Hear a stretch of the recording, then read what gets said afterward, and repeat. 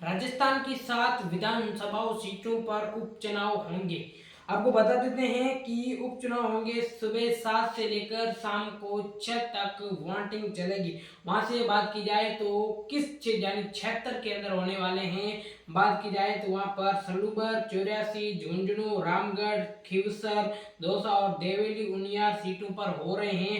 उपचुनाव के नतीजे 23 नवंबर को आएंगे। 7 सीटों पर हो रहे हैं उपचुनाव। सरकार विपक्ष दोनों के सियासी नैरेटिव को तय करेगा। उपचुनाव सियासी प्रशिक्षण के लिए कांग्रेस और भाजपा दोनों के लिए बेहद अहम है। इन उपचुनाव का सरकार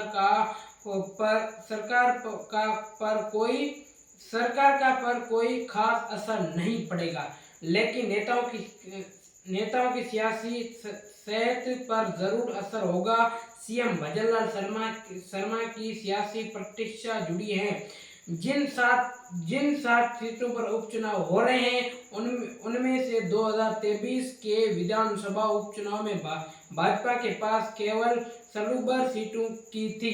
बाकी 6 सीटों पर अनेक पार्टियों के उम्मीदवार जीते थे। इस उपचुनाव में बीजेपी एक से ज्यादा सीट जीतती है तो भी उससे फायदा होगा। इसे सरकार के काम पर जनता की मोहर के तौर पर पेश किया जाएगा।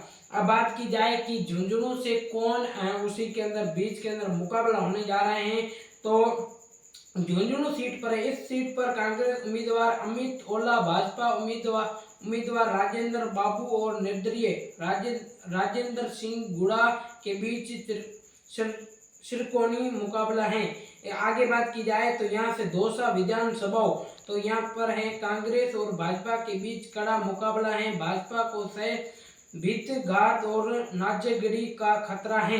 यह भाजपा उम्मीदवार और मंत्री किरोड़ीलाल मीणा के भाई जगमोहन मीणा और कांग्रेस के उम्मीदवार दीन दयाल बेरवा के बीच सीधा मुकाबला है।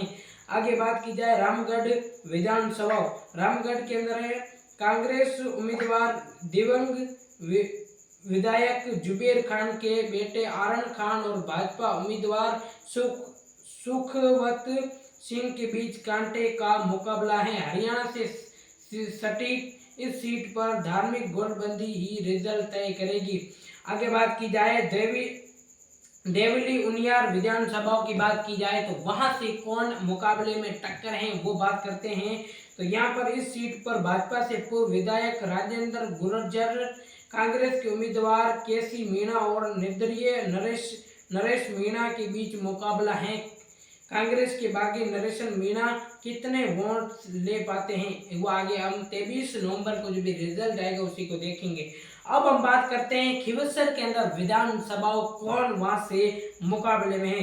राजस्थान की हार्ड सीट पर खीवसर में इस बार भी कांटे का मुकाबला है। आरएलपी से उम्मीदवार हनुमान बेनीवाल की जो भी पत्नी है कनिका बेनीवाल, भाजपा उम्मीदवार रेवता राम डागा और कांग्रेस उम्मीदवार रतन चौधरी के बीच त्रिकोणीय मुकाबला है। अब यहाँ से खीवसर के अंदर जो भी पहले बेनीवाल था, अब बेनीवाल की जो भी पत्नी है वो ये खीवसर के विधानसभा है वो अब वहां से लड़ने जाए मुकाबला होगा। अब बात की जाए सलूबर विधानसभा, इस सीट पर कांग्रेस के भाजपा और बीएलपी के बीच त्रिकोणीय मुकाबला है। भाजपा से दिवंगत विधायक अमृतलाल मीणा की पत्नी साता देवी, कांग्रेस से नेशमा मीणा और बीएपी से जितेश कटारा उम्मीदवार हैं। इस सीट पर भाजपा को सहानुभूति फैक्ट से उम्मीद है। अब यहाँ से बात की जाए 84 विधानसभा, अब 84 विधानसभा से यहाँ पर उपचुनाव होने जा रहे हैं। मैंने आपको बता देते हैं कि 7 सीटों पर उपचुनाव होंगे।